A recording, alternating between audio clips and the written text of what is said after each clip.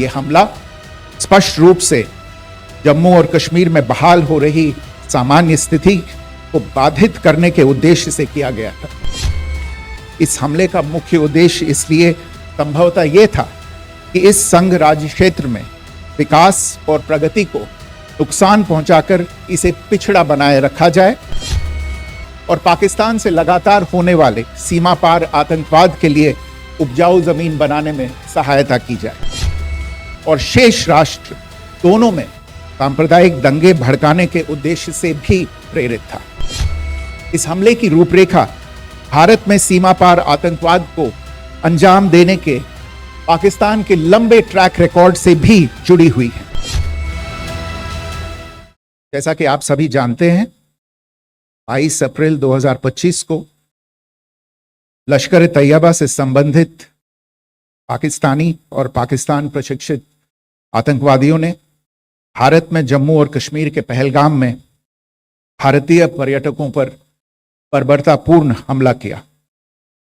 25 भारतीयों और एक नेपाली नागरिक को कायरतापूर्ण मौत के घाट उतार दिया गया। मुंबई के 26 नवंबर 2008 के हमलों के बाद यह भारत में हुई किसी आतंकवादी हमले में मारे गए आम नागरिकों की संख्या की दृष्टि से सबसे गंभीर घटना है। पहलगाम का हमला अत्यधिक बर्बरतापूर्ण था, जिसमें वहां मौजूद लोगों को करीब से और उनके परिवारों के सामने सिर पर गोली मारी गई। हत्या के इस तरीके से परिवार के सदस्यों को जानबूझकर आघात पहुंचाया गया। साथ ही उन्हें यह नसीहत भी दी गई कि वे वापस जाकर इस संदेश को पहुंचा दें। यह हमला स्पष्ट रूप से जम्मू और कश्मीर में बहाल हो रही सामान्य स्थिति को बाधित करने के उद्देश्य से किया गया था। चूंकि पर्यटन फिर से अर्थव्यवस्था का मुख्य आधार बन रहा था, इस हमले का मुख्य उद्देश्य इसे प्रतिकूल रूप से प्रभावित करना था। पिछले वर्ष आप सभी जानते हैं 2.25 करोड़ से अधिक पर्यटक कश्मीर आए थे। इस हमले का मुख्य उद्देश्य इसलिए संभवतः यह था कि इस संघ राज्य क्षेत्र में विकास और प्रगति को नुकसान पहुंचाकर इसे पिछड़ा बनाए रखा जाए और पाकिस्तान से लगातार होने वाले सीमा पार आतंकवाद के लिए उपजाऊ जमीन बनाने में सहायता की जाए।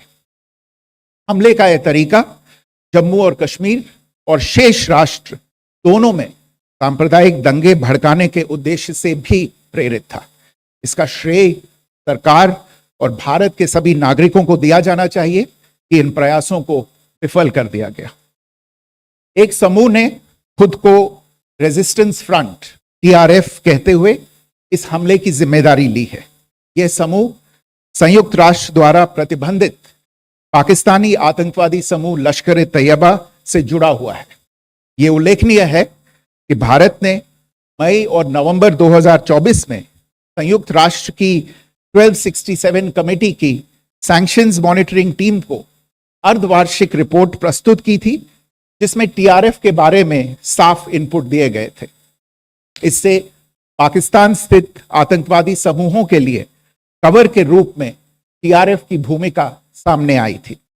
इससे पहले भी दिसंबर 2023 में भारत ने इस टीम को लश्कर तैयबा और जैश ए मोहम्मद के बारे में सूचित किया था, जो TRF जैसे छोटे आतंकवादी समूहों के माध्यम से अपनी गतिविधियों को संचालित कर रहे हैं। इस संबंध में 25 अप्रैल को UN सिक्योरिटी काउंसिल प्रेस वक्तव्य में TRF के संदर्भ को हटाने के लिए पाकिस्तान के दबाव पर भी ध्यान दिया जाना चाहिए। पहलगाम आतंकवादी हमले की जांच से पाकिस्तान के साथ आतंकवादियों के संपर्क उजागर हुए हैं। रेजिस्टेंस फ्रंट द्वारा किए गए दावे और लश्कर तैयबा से ज्ञात सोशल मीडिया हैंडल द्वारा इसको रीपोस्ट किया जाना इसकी पुष्टि करता है। चश्मदीद गवाहों और विभिन्न जांच एजेंसियों को उपलब्ध अन्य सूचनाओं के आधार पर हमलावरों की पहचान भी हुई है। हमारी इंटेलिजेंस ने इस टीम के योजनाकारों और उनके समर्थकों की जानकारी जुटाई है। इस हमले की रूपरेखा भारत में सीमा पार आतंकवाद को अंजाम देने के पाकिस्तान के लंबे ट्रैक रिकॉर्ड से भी जुड़ी हुई हैं, जिसके लिखित और स्पष्ट दस्तावेज उपलब्ध हैं। पाकिस्तान दुनिया भर में आतंकवादियों के लिए एक शरण स्थल के रूप में पहचान बना चुका है। यहां अंतर्राष्ट्रीय स्तर पर प्रतिबंधित आतंकवादी सजा पाने से बचे रहते हैं। इसके अलावा पाकिस्तान ने इस मुद्दे पर विश्व और फाइनेंशियल एक्शन टास्क फोर्स जैसे अंतर्राष्ट्रीय मंचों को जानबूझकर गुमराह करने के लिए भी जाना जाता है। साजिद मीर का मामला, जिसमें इस आतंकवादी को पाकिस्तान ने मृत घोषित कर दिया था और फिर अंतर्राष्ट्रीय दबाव के परिणाम स्वरूप वो जीवित पाया गया, इसका सबसे स्पष्ट उदाहरण है। यह स्वाभाविक है कि पहलगाम में हुए इस हमले से जम्मू और कश्मीर के साथ साथ भारत के अन्य भागों में भी आक्रोश देखा गया। हमलों के बाद भारत सरकार ने स्वाभाविक रूप से पाकिस्तान के साथ संबंधों को लेकर कुछ कदम उठाए। आप सभी उन निर्णयों से अवगत हैं जिसकी घोषणा 23 अप्रैल को की गई थी। तथापि यह आवश्यक समझा गया कि 22 अप्रैल के हमले के अपराधियों और उनके योजनाकारों को न्याय के कटघरे में लाया जाए। हमलों के एक पखवाड़े के बाद भी पाकिस्तान द्वारा अपने क्षेत्र या अपने नियंत्रण वाले क्षेत्रों में आतंकवादियों की इंफ्रास्ट्रक्चर के विरुद्ध कार्यवाही करने के लिए कोई स्पष्ट कदम नहीं उठाया गया है। उल्टे वो इनकार करने और आरोप लगाने में ही लिप्त रहा है। पाकिस्तान आधारित आतंकवादी मॉड्यूल्स पर हमारी खुफिया निगरानी ने संकेत दिया है कि भारत के विरुद्ध आगे भी हमले हो सकते हैं।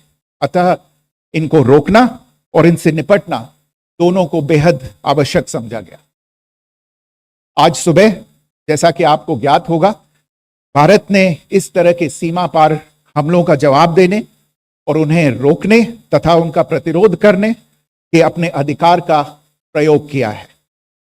यह कार्यवाही नपीतुली, नॉन एस्केलेटरी, आनुपातिक और जिम्मेदारीपूर्ण है। यह आतंकवाद की इंफ्रास्ट्रक्चर को समाप्त करने और भारत में भेजे जाने वाले संभावित आतंकवादियों को अक्षम बनाने पर केंद्रित है।